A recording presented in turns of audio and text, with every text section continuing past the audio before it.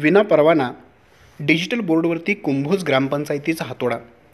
वाहतुकीस अडचण निर्माण करणाऱ्या डिजिटल बोर्डवर तसेच गावातील प्रमुख मार्गावर आणि चौकाचौकात लावण्यात आलेले डिजिटल फलक बोर्ड तात्काळ काढण्याचा आदेश नूतन विद्यमान सरपंच स्मिता चौगुले यांनी ग्रामपंचायतीच्या कामगारांना दिला. गावात एकही डिजिटल बोर्ड विना परवाना लावायचा नाही.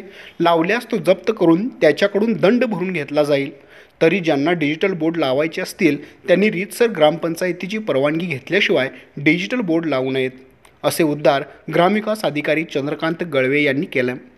लोकसभा निकाल 4 जून रोजी लागणार आहे.